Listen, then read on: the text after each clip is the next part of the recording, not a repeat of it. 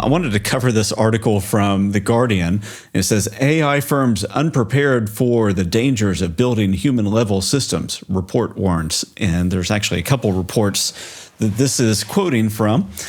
I think when we read things like this, we have to realize that there's always like a spectrum of the ways that people think about risk and safety when it comes to AI.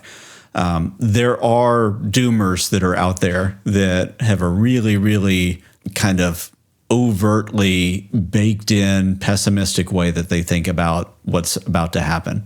And then you have people that are overly optimistic. Most of us probably fall somewhere in between. But organizations that have created themselves focused around like AI safety evaluations are usually run by people who are more on the pessimistic side. So let's read what we have with kind of seriousness and concern for their findings, but also with the idea of they're looking at it naturally through a negative bias. So that's the way that I'll set this up. All righty. And you can even tell by the name of the institute. So Future of Life Institute says companies pursuing artificial general intelligence lack credible plans to ensure safety. I will say that sentence does pass the gut check, at least. It does pass the gut check because they're focused on monetization of the technology more than the safety piece of it. And I would say even Anthropic, right, over the past couple of years has had to focus as much on monetization and sustainability of the commercial side of their company as much as they are also interested in the safety side and doing it right. I think that we'll see universally that people say that they're above the rest of the pack, but they're not where they need to be by anybody's estimation. Well, this is from July 17th. And it says artificial intelligence companies are fundamentally unprepared, that's in quotes, for the consequences of creating systems with human-level intellectual performance, according to a leading AI safety group. And that was the Future of Life Institute. The Future of Life Institute, or FLI, said none of the firms on its AI safety index scored higher than a D for existential safety planning. Okay. Which is not great, especially since we know that Anthropic has like this whole regimen around evaluating what kind of safety protocols they want to put in. And it's based around those kind of existential threats. I mean, I feel like it does get a little bit murky when we start talking about like AGI, general like human level intelligence stuff, because like we're not there, and sort of those goalposts are so shifty. They're in the horizon always, right? Because I think if we got to where we are right now 10 years ago and you put 04 Mini or even one of the reasons, even probably Grok in front of somebody, they would go, oh my God, humanity's accomplished so much. This must be a super intelligence. And we look at it and go, yeah, but it still gets this wrong. And it's still fundamentally stupid in a lot of areas. So it makes me curious what they're grading on in terms of existential safety planning. Yeah, we'll get into that. I mean, I think we've all met people in real life who we know are brilliant. And then you're like, oh, but they're so stupid about whatever, this one thing. Right? Yeah. And I'm so disappointed in them about this. And I think that that's kind of what these systems are like, is that they're so overfitted in some areas that they're extremely capable. And then like, they don't know how to tie their shoes would be the equivalent. You're like, how can you do this, but not this? And like the lack of nuance makes it really easy to talk past each other when we're talking about like whether these systems are useful or good to use or bad to use and whatever, because there's just way too much nuance. Yep. So I'll read this one sentence, then we'll dump out of this article and go to some of the actual research. It says, one of the 5 reviewers of the FLI's report said that despite aiming to develop artificial general intelligence, or AGI, none of the companies scrutinized had anything like a coherent, actionable plan to ensure that the systems remain safe and controllable.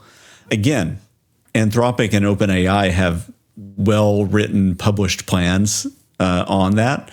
What they're saying as they look at that is that there are fundamental flaws and fundamental blind spots that they would hope are not there. So I'll skip out of this and I'll go to that company's report. And so you see here, for those that are watching, Future of Life Institute, AI Safety Index 2025, summer of. And here's the scorecard. Oh, Anthropic's at the top. Anthropic is at the top, scoring a C+ across all metrics when aggregated. Me too. And then you get to things like existential safety. Anthropic is at a D. OpenAI is at an F. Google DeepMind is a D-. xAI is at an F. Meta is at an F. And then we've got the two Chinese models, both at Fs as well. You get to like where they're doing the best. You have a couple B- and A- for current harms, which is what Anthropic, I think, has really been focused on, like, current and next level, like CBRN, chemical, biological, nuclear, radiological weapons. And you see Anthropic's at a B-. OpenAI actually did a little bit better than them at a B. Google DeepMind at a C+, xAI at a D+, Meta at a D+, and then the Chinese models at various forms of Ds. Governance and accountability, Anthropic's at an A-, OpenAI at a C-, because I'm assuming that that's their lack of transparency over a lot of things. Google DeepMind at a D. I'd like to dig in and see exactly why there. xAI at a C-. Yeah, xAI. I don't know what. Being higher than DeepMind? Yep. And then Meta at a D-, which I believe. Yeah, and I'm not. Chinese models at a D+. I am interested that DeepSeek scored seemingly the lowest overall of all of these things for being released as like an open source, open weights model. So we can actually go into the report here, and you can see a lot of the structure of this report. And I'm not really going to go through all of this, but this is well written, well thought out, and methodical. And so I would encourage folks who are interested in safety and wanting to know like why each of these companies got the labels that they got. The data is in here. It's really well laid out too. Yeah, this is like easy to read, unlike a lot of these reports, which are really dense. Yeah, I mean, this is written by a lot of professors and graduate students, from what I can tell. I'm not familiar with Future of Life Institute, but and I'm not familiar with any of the names that I see mentioned here and the folks that are running this. But they all do look extremely academically focused. There's some good credentials that I'm seeing with people's sort of research programs and such. Yeah, absolutely. And they don't look to be like they want to be people that run away from technology. They look to be people who realize the value in technology, but they're wanting it to be used safely and wisely. At first blush, it seems like a pretty thoughtful report, without going very deep on the underlying bit. Exactly. So lots of good stuff here. They did have lots of concerning things that they point to. I'm going to go to one other research note that was mentioned in the Guardian article, and this is from AI Safety Ratings. And this is like a rolling report, so it's constantly being updated. And their headline on their page is, "Are AI companies committed to a safe future?" And you can probably guess the take on that. No. "We rate frontier AI companies' risk management practices. Our objective is to make frontier AI safer through improved risk management practices and to enhance the accountability of private actors shaping the development of AI." So good mission. Yeah, I'm on board with that big time. They've got transparency about their methodology, which is good as well. And here you can see, for those that are watching online, you can see the ratings, and they are about what we would think as well, right? So Anthropic leading the pack, but not near where people think they should be. Yeah. So Anthropic at a rating of 35%, kind of dead in the middle of the weak zone. So they've got kind of 5 levels of maturity, from very weak to moderate to substantial to strong, and nobody is making it past the midpoint of the second level, which is just labeled weak. Anthropic at the top. In fact, only 2 of them are in the weak, and everybody else is in basically the suck zone. Yikes. So Anthropic and OpenAI are mid-level weak, with Anthropic at 35% and OpenAI trailing just behind at 33%. Meta at 22%, DeepMind at 20%, and xAI at 18%. 18 is generous for XAI on a gut level. They've got some spots where they actually do pretty well in the metrics. So you have to realize that that's an aggregate score. Right. And so here's another table here. You can see things like risk identification, risk analysis and evaluation, risk treatment, and then risk governance. And so all of those ratings show strengths and weaknesses across these different companies in different ways. So one of them can really suck in one area, but be pretty good at another one, which would affect the aggregate score. And the highest number I'm spotting is 49% under category number 4, Anthropic. Risk governance. Yep. So basically the processes for being able to evaluate and deal with risk. So it's a lot about the policy frameworks that they have. But no one scored above 49% in an individual category. Oh, there's a 50. Oh, there's a 70. Okay. Yeah, but that's a subcategory of risk governance. Right. So decision making, advisory, and challenge. If you kind of expand some of these things, you can see where they start to do real well. Like transparency, 72% for Anthropic. Makes sense because they've been really good. They've been big on interpretability as a focus and stuff. Yep. And then also publishing their research. Yeah.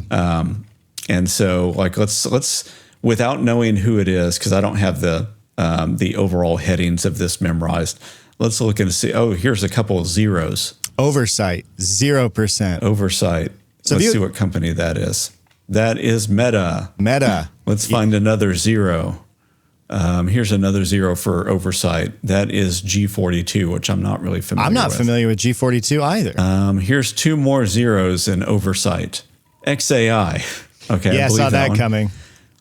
Now there's a shocking one that popped up next to it. Amazon. Oh, Amazon. And Rufus. Well, Rufus is the customer service one that I know of. I don't really know what Amazon's up to. So Amazon has this whole other kind of AI service that they've been selling as part of AWS, which they're growing, but they're constantly behind.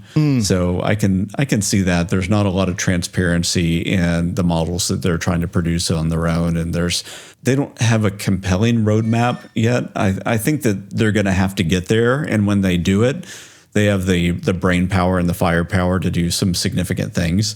They just have to get their feet under them. I think that they'll start to do better. Wild amounts of infrastructure with AWS, right? Yep. So, and you can see here in risk identification, Amazon comes out on top. Identification of unknown risks and open-ended red teaming. So Amazon does really well on some of the red teaming stuff. Look at the breakdown of that, though, Perry. Amazon does really well by having 10% compared to 0 by everyone but G42 with 7.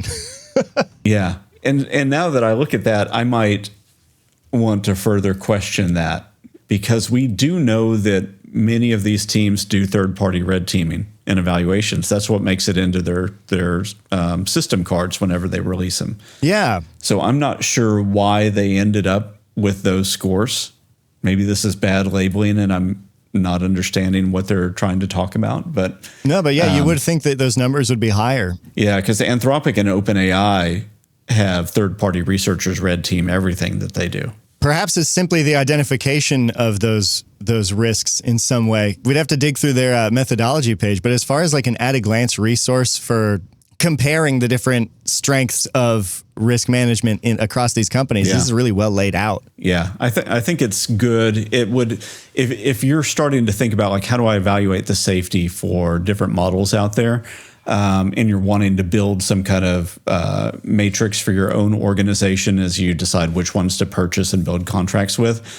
Sometimes you just need a starting place, and frameworks like this can help you understand where to start from, or maybe you want to aggregate scores across several different studies like these and then build your own overlay on top of that where you do some of your own evaluation. So this is a good starting place for those kind of conversations. Yeah, and I'm certainly excited and hungry for watchdog companies, watchdog groups that are trying to pay attention to risk management and stuff like that, because The Department of Defense awarded those $200 million contracts to all of these companies. These systems are being integrated into things that are life and death choices that are being made, and public surveillance and stuff. So I think more accountability is better, even without knowing the methodology or how rigorous it is. Just holding these things accountable in some way and checking through it is good. Yeah.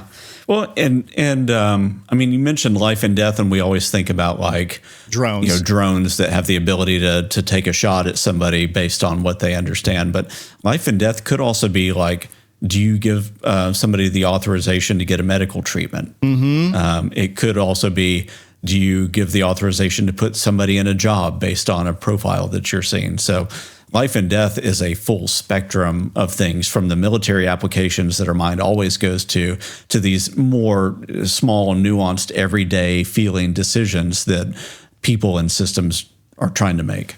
And I just really my brain always goes back to that famous image of the slide from 1979 from an IBM meeting where it says, a computer cannot be held responsible, therefore a computer must never make a management decision. And that was in 1979, and we are here now where computers are, quote unquote, making decisions in a way that is a little bit, every time you bring up insurance, I start sweating, and then I think I kind of forget about that out of self-preservation, because thinking about that is just grim. Exactly. Yeah.